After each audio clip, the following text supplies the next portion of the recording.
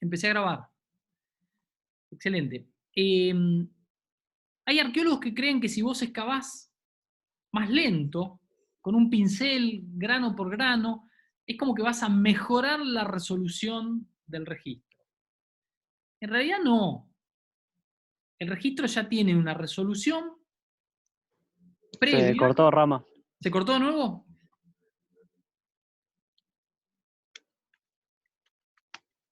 No sé si me están escuchando.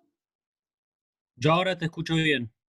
Bien. Yo también. Sí, ahora te escucho mejor yo. Bueno, ustedes avísenme. Igual Evidentemente vos seguís, Rama, vos igual seguís, si se va a nadie grabar. te avisa que se ha cortado, vos seguís, después eso se graba, entonces después lo Sí, podemos ver. sí.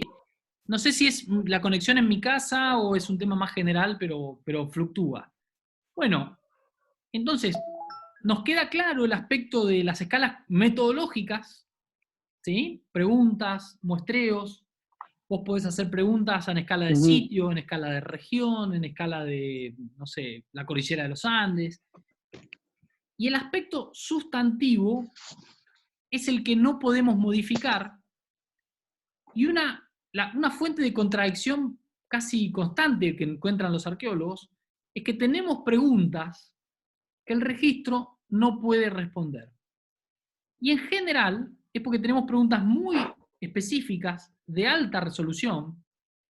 ¿Quiénes ocuparon este sitio? ¿En qué momento estuvo este sitio desocupado? Son preguntas de resolución mayor que la que tiene el registro. Y como la resolución del registro yo no la puedo cambiar, ¿sí? Nunca va a haber un acople con mi pregunta. Entonces la forma de acople para hacer una arqueología útil, digámosle, en realidad es adecuar la pregunta. Este es un proceso de ida y vuelta, ¿no? A medida que avanza una investigación. El desafío es adecuar la pregunta a las características del registro y no pretender adaptar el registro a lo que vos te querés preguntar, porque no se puede. ¿Sí? ¿Se entiende esto?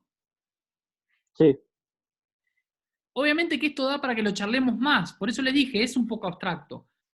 Podemos seguirnos haciendo preguntas, podemos hacer charlas individuales por Skype con ustedes, que se escuchen más fácilmente, pero en pocas palabras, ese es el eje de la cuestión. Voy a compartir ahora sí la pantalla.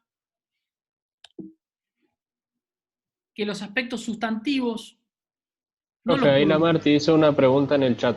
Ah, perfecto, lo busco. Gracias por el aviso.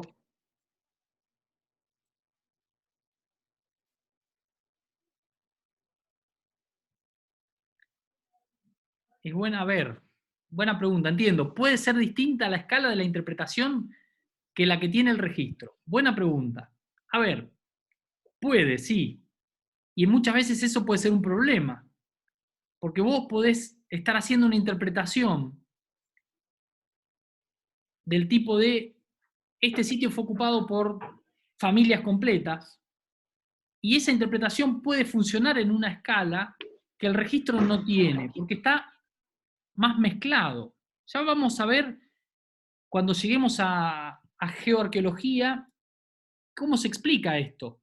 Pero digamos, el registro arqueológico, pensemos una cueva, es una superficie que puede estar disponible, una misma superficie, durante decenas de años, con un poco de sedimentación y decenas de años disponible.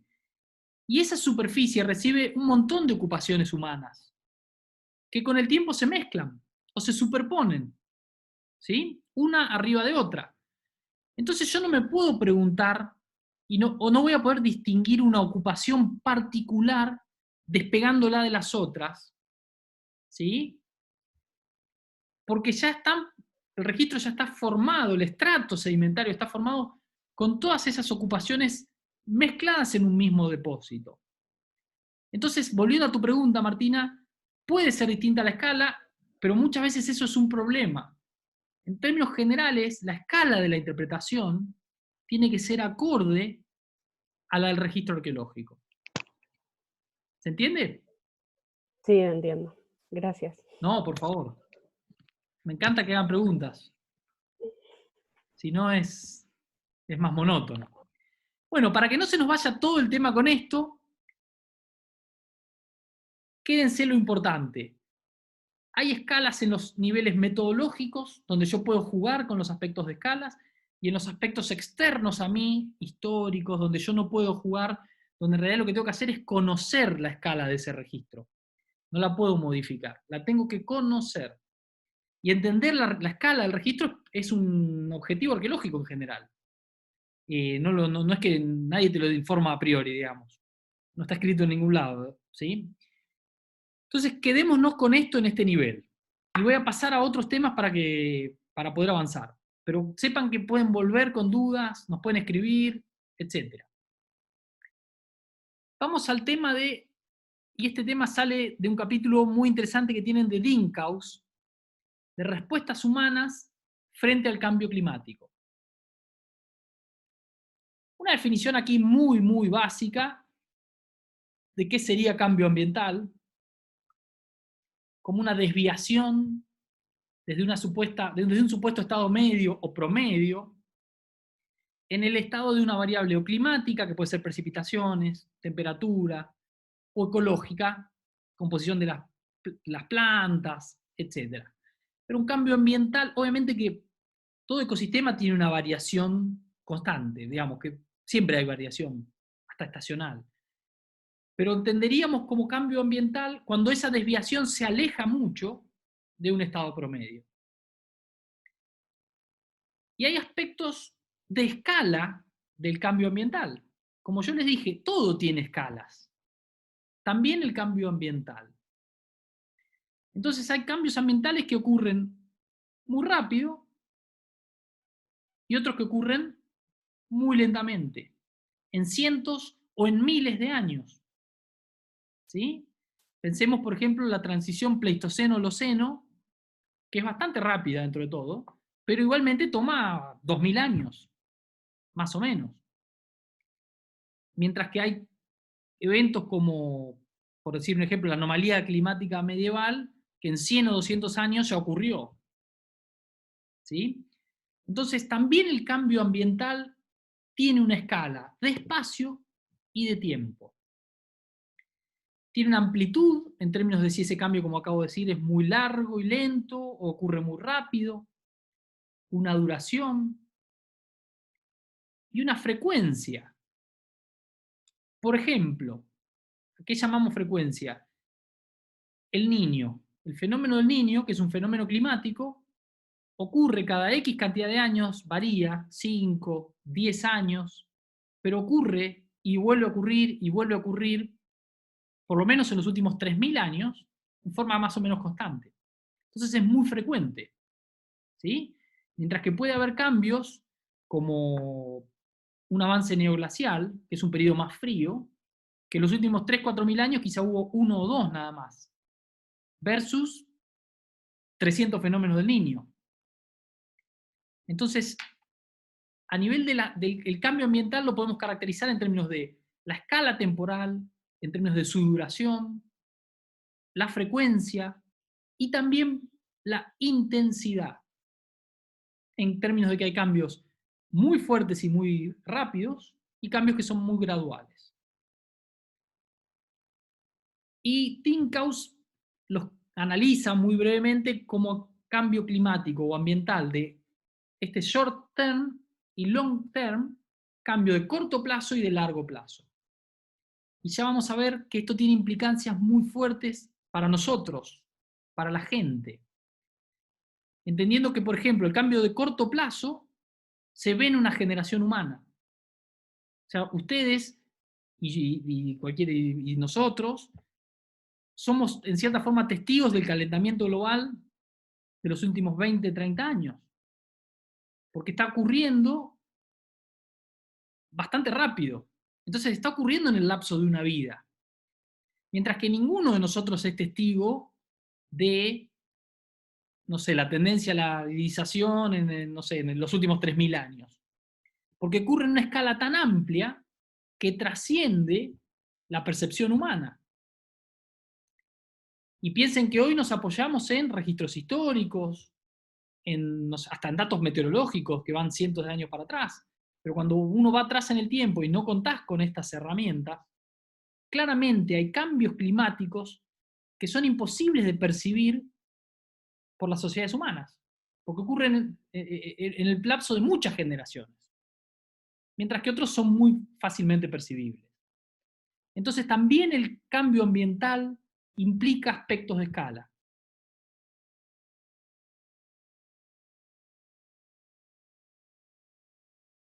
Y vamos a esto, escala del cambio ambiental.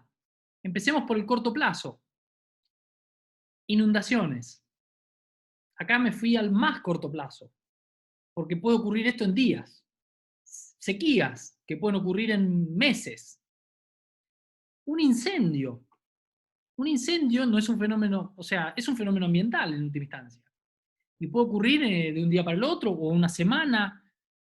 Piensen mirando hacia atrás, hace un año, menos de un año, hubo unos incendios enormes en Australia, que llegaron a todos los diarios, las grandes ciudades de Australia rodeadas por fuego. Ese es un cambio ambiental enorme que ocurrió muy rápidamente. Y se plantea aquí también enfermedades. Y volvemos al caso del coronavirus. La enfermedad, en un sentido muy amplio, es parte del ambiente. Los virus son parte del ecosistema. Y vos podés tener un impulso o un impacto por enfermedades que ocurran muy rápidamente y en una escala espacial muy grande. El coronavirus es el mejor ejemplo. En 2 o 3 meses impactó a todo el planeta. Ese es un fenómeno, si quieren, entre comillas, ambiental, aunque no es climático, pero sí es ambiental, de muy corto plazo, o sea, una escala temporal muy breve y una escala espacial global. ¿Sí? Y eso es inherente al proceso. Y por otro lado tenemos los fenómenos de largo plazo, las glaciaciones, los distintos periodos del Pleistoceno, transición Pleistoceno-Holoceno, el periodo árido del Holoceno medio. Ninguno de estos periodos fue perceptible en la escala de una generación humana, porque simplemente ocurrieron en mucho más tiempo. ¿Sí? Recurrencia del cambio, alta, media, aleatoria. Acá hay un aspecto muy interesante. Si hay un fenómeno climático, por ejemplo, el fenómeno climático de mayor recurrencia es la estacionalidad. ¿Por qué? Porque ocurre todos los años. Todos los años hay un invierno y un verano. Puede haber un verano más cálido y un invierno más frío, pero siempre hay un invierno y un verano. Entonces, cuanto más recurrente es un fenómeno, más predecible es. Y pensemos por otro lado en otro aspecto, en otro proceso ecológico, ambiental, una erupción volcánica. Desde ya no va a ocurrir todos los años. En términos generales puede ocurrir cada cientos de años. Y en algunos casos cada miles de años. Entonces tiene una recurrencia muy baja, que podríamos calificar como aleatoria, aunque no es aleatoria, pero es muy baja. Y como tiene una recurrencia muy baja, es muy difícil de predecir. Aún con la ciencia es difícil de predecir una erupción volcánica. Imagínense, o un terremoto. Sin ciencia es imposible, en realidad. Pensaba hacia el pasado, para las sociedades humanas del pasado era muy difícil prever cuándo podía ocurrir una erupción volcánica o un terremoto más aún, ¿sí? O una inundación. Y aquí está el ejemplo de estos fenómenos difíciles de predecir volcánicos. Y aquí voy a ir a dos conceptos muy importantes, que vemos brevemente, pero son muy importantes, que anótenlos en algún lado, que son riesgo e incertidumbre. ¿Sí? ¿Me escuchan bien? ¿Lo siguen? Riesgo e incertidumbre. No son lo mismo. Son dos situaciones distintas. Riesgo se entiende cuando puedo estar expuesto a una situación, pero tengo elementos para predecirla. Por ejemplo, que nieve poco en un invierno en Mendoza. Hay aspectos previos, hay inviernos previos poco nevadores que me hacen pensar que es muy posible que nieve poco en un invierno en Mendoza, hoy. Entonces eso se considera riesgo porque puede ser un problema, pero hay en mi información mental, en mi información cultural, y esto pensémoslo etnográficamente, en las historias ancestrales que la gente se cuenta, hay información de que esto puede ocurrir. Entonces yo tengo elementos para predecir o para prepararme frente a la eventualidad de un verano muy seco o de un invierno poco nevador. Y eso se considera riesgo, que puede ser mayor o menor. En la incertidumbre, en cambio, la palabra incertidumbre lo dice, es como que no sabes qué hacer. Se considera incertidumbre cuando no tenés información previa en tu linaje cultural que te permita predecir que va a pasar algo. Entonces no podés estar preparado para una situación de incertidumbre. Y vamos al coronavirus. El coronavirus es un ejemplo perfecto para tantas cosas. Algunos lugares de Asia que tuvieron el SARS, no sé cuántos, 2 o 3, o el MERS, hace unos 10 años, estaban más preparados para enfrentar el coronavirus que nosotros, que Europa, que Estados Unidos, porque tenían un registro histórico, mental, hasta si querés, familiar, de que podía pasar algo así. Nosotros no teníamos ninguna información concreta que nos dijera que en marzo del 2020 o en febrero del 2020 se iba a alargar la epidemia de coronavirus, no íbamos a poder tener clases presenciales. Nadie planificó esto, nadie previó esto. Ni nosotros, ni ningún Estado, ni ningún presidente de ningún lado. Eso es lo que entenderíamos por incertidumbre. Cuando no tenés elementos en tu bagaje cultural que te permitan predecir algo. Y en ese sentido, ahí podría entrar el bucanismo. En ese sentido puede ser mucho más devastador un proceso ambiental que no podés predecir, porque no tenés estrategias preparadas para responder al mismo. ¿Sí? ¿Me siguen bien con esto? Sí. Bien, excelente. Y ahora paso al último tema, porque no quiero correr el riesgo de que nos quedemos sin tiempo, que es indicadores de cambio ambiental. Todo esto ustedes imaginarán que podríamos ver una materia de cada cosa de estas. Pero las estamos planteando en sus trazos gruesos. O lo que en inglés llaman los proxies. Hay multiplicidad de indicadores de cambio ambiental y, vaya sorpresa, también tienen escalas. Y aquí hay unos ejemplos. Si ustedes miran su gráfico, el gráfico a la izquierda,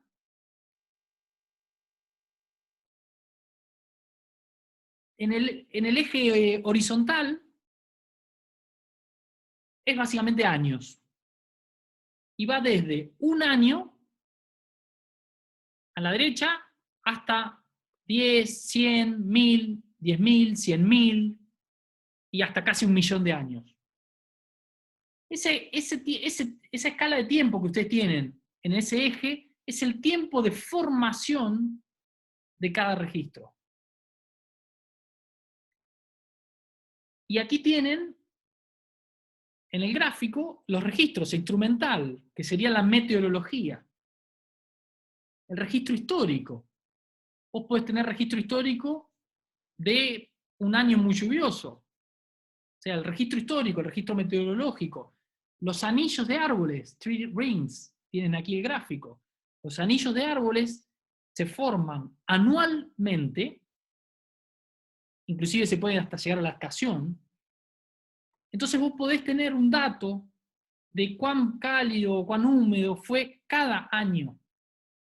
¿Sí? Después tenés núcleos de hielo, ice cores, que va de una resolución de un año, en algunos casos extremos, hasta de 10, 100, 1000, 10.000 años. Sedimentos del lago, lake sediments, esa especie de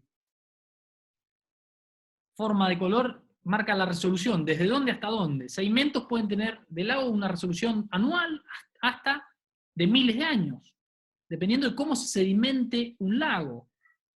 Y por ejemplo, vamos a los casos de abajo, sedimentos de fondos de océano, que se muestrean, cientos de metros de sedimentos de fondos de océano, que en general nunca van a tener una resolución anual, y pueden tener una resolución que va de 1000 a 100.000, 10.000 años, etc.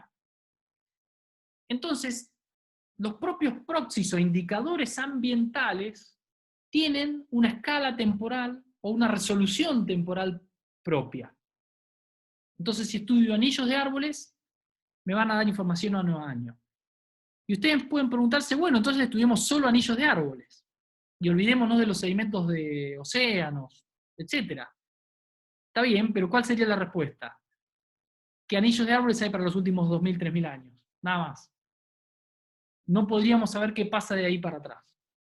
Entonces, cuando vos querés ganar en profundidad temporal y ver el clima de los últimos 100.000 años, inevitablemente tenés que ir a registros como los sedimentos de océanos o de hielo, que tienen una resolución más gruesa. Este es un tema de escalas perfecto. Si querés información reciente, puedes tener alta resolución. Ahora, cuanto más atrás querés ir en el tiempo, y lo mismo pasa con la arqueología, en general, menor es la resolución. Es imposible tener una resolución anual, o siquiera de 100 o de 1000 años, para estudiar el proceso de hominización en África. La resolución ahí es de decenas de miles de años. ¿Sí? Entonces realmente estamos en cierta forma obligados a lidiar con todas las resoluciones temporales, porque es la única forma de estudiar el proceso histórico humano entero, que es lo que en última instancia queremos hacer. Bueno, acá voy a un ejemplo más. ¿Sí? 8 minutos. Que Sí, quedan perfecto. 8 minutos. Perfecto, igual venimos muy bien. Aquí hay, lo que ustedes tienen aquí en esta imagen abajo son granos de polen que se ven al microscopio. El polen es uno de los proxies ambientales principales. Ustedes saben que se transporta por el viento, y se deposita en fondos de lagos, en turberas, bueno, en un montón de tipos de depósitos, y uno lo estudia para ver cómo la composición de las comunidades de plantas. Pero nunca vas a poder verlo eso en forma anual. En general son granos de polen que viajan con el viento, que se depositan en el fondo de un lago, obviamente mezclados. Entonces este es un indicador, un proxy clave, es un muy buen ejemplo de un proxy con una resolución más gruesa. Y este gráfico que tienen aquí, que si ustedes miran, bueno, es plantas pioneras, son distintos tipos de polen en cada columna. Ciperáceas, esporas. Y vos lo que vas viendo es cómo aumenta o cómo disminuye cada uno de estos tipos de polen. Y en este caso esto viene de Asia, en relación a periodo de cultivo de arroz, se abandona el cultivo de arroz. Entonces, cada uno de estos tipos de polen sería un proxy, y si vos los investigás a todos juntos, con otros proxies, como partículas de carbón, isótopos estables, vos podés ir viendo cómo fue cambiando el clima, los ecosistemas, en este caso en los distintos periodos culturales. Neolítico medio y tardío, la dinastía Tang y Song, la dinastía Ming, moderno, etc. ¿no? Entonces este es un ejemplo de la integración de distintos proxies, y acá ya va más allá del, digamos, estamos viendo ambiente, pero están los humanos metidos, volvemos a lo de nicho acá.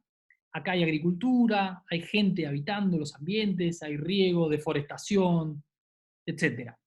Entonces estos proxies ya son ambientales, pero viendo a nosotros, a los humanos, como parte de esos ambientes. ¿Sí? Bueno, acá voy a ir cerrando, quedan unos 6 minutos, porque prefiero que podamos dar unos minutitos por si alguno de ustedes tiene preguntas, por ejemplo. ¿Sí? Si mientras tanto no tienen preguntas, les voy a ir recapitulando lo que fuimos viendo. Escalas de análisis. Grábense a fuego en sus cabezas. Esto es clave para todos los aspectos de la arqueología. Vamos a estar viendo esto al hablar de geoarqueología, de zooarqueología, de arqueología aplicada, de todo. Y esto va mucho más allá de la arqueología ambiental. Las escalas de análisis son parte de todo problema arqueológico y como tal, casi que en todas las materias uno debería discutir, bueno, ¿cómo manejo las escalas de análisis en referencia a esta materia? Son fundamentales. Y vimos 4 temas. ¿Qué son las escalas de espacio y de tiempo? ¿A qué aplican? Y vimos que aplican a los aspectos metodológicos que yo puedo controlar. Mis preguntas involucran escalas, mis métodos involucran escalas, y vemos que aplican a los procesos externos a mí, que yo no puedo controlar, pero que quiero entender. A los procesos históricos y al registro arqueológico. Esos aspectos externos que no puedo modificar son justamente los que el arqueólogo quiere entender. ¿Sí? No modificar, entender tal como son. Luego vimos muy rápidamente las escalas en las que puede ocurrir el cambio ambiental. Vimos que va desde cambio ambiental rápido o lento, recurrente o aleatorio, y cómo es intenso, muy intenso o poco intenso puede ser el cambio ambiental, y cómo esto tiene implicancias muy fuertes en términos de estrategias humanas y en términos de riesgo e incertidumbre, que no son lo mismo. De esto van a trabajar mucho en el trabajo del práctico, de Torrens y de Grattan. Y por último vimos los proxies o indicadores ambientales, que este es un tema interdisciplinario por definición, no lo hacen todo esto los arqueólogos. Hay ecólogos, hay geólogos, hay una multiplicidad de disciplinas que nos ayudan, y estos distintos indicadores ambientales tienen a su vez una escala propia. Entonces, tal como los anillos de árboles se forman anualmente y tienen una resolución anual, y lo mismo puede ocurrir con algunos sedimentos de lagos, tenés depósitos de núcleos de hielo, o tenés geoformas, por ejemplo, que se forman a lo largo de muchos años, que puede ir desde decenas hasta cientos de años. ¿Sí? Entonces, aún los indicadores ambientales tienen una resolución propia. Que también tengo que respetar, porque así como no puedo cambiar la escala del registro arqueológico, tampoco puedo cambiar la escala de los procesos ambientales y de los indicadores ambientales. Yo no le puedo pedir al polen que me dé información anual, porque no está formado de ese modo, como si se la puedo pedir o la puedo esperar de los anillos de árboles. Pero no puedo esperar que los anillos de árboles me informen qué pasaba hace 8.000 años, porque simplemente no hay anillos de árboles continuos hasta ese momento. Mientras que sí lo puedo esperar de otras evidencias. Entonces, hay un fenómeno de escala muy usual, que es que a medida que vas más atrás en el tiempo, perdés resolución. Ganás perspectiva, ganás amplitud de lo que ves, pero perdés resolución. Es como un mapa. Cuanto más grande es el mapa, menos detalle tiene. Yo puedo tener un mapa de Mendoza con un montón de detalle, pero en el mismo tamaño difícilmente pueda tener un mapa de toda Sudamérica con el mismo detalle. Si tengo un mapa de toda Sudamérica, voy a tener mucho menos detalle. Bueno, ese es un aspecto de escalas también. Así funciona, digamos, la resolución. Menos de un minuto, no sé si hay preguntas. Si hay preguntas, por favor háganlas, o las pueden hacer después.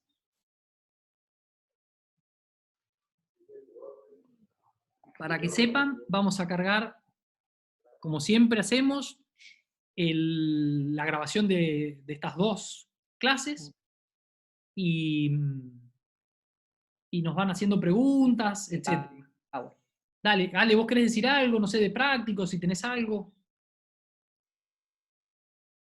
No, le mando después el audio directamente en el aula porque ya se va a cortar y me parece que el cierre ahora estuvo mucho mejor. Me parece que ahí las preguntas de la mezcla que había entre la parte sustancial o sustantiva de los procesos y la parte metodológica que estaba media mezclada, ahora ya se ha quedado más clara, me parece. Sí. Bueno, obviamente no Sí, ha siempre. quedado más clara, ya no me confundí tanto. Bien, excelente. Muchas gracias por el tema de tomar el tiempo para aclarar. No quería interrumpir durante la primera clase, entonces No, por eso por le escribí favor. la pregunta en el chat. No, chicos, por favor, no hay ningún problema, al contrario, y tengan presente que en la medida en que sea necesario, nosotros no tenemos problema en hacer estas clases dobles, sucesivas, en todos los temas. En la plataforma Meet, que probablemente vamos a usar después, no tiene límite de tiempo. Hay que ver si es buena, pero la ventaja es que no tiene esto de que se corta cada 40 minutos, Skype tampoco.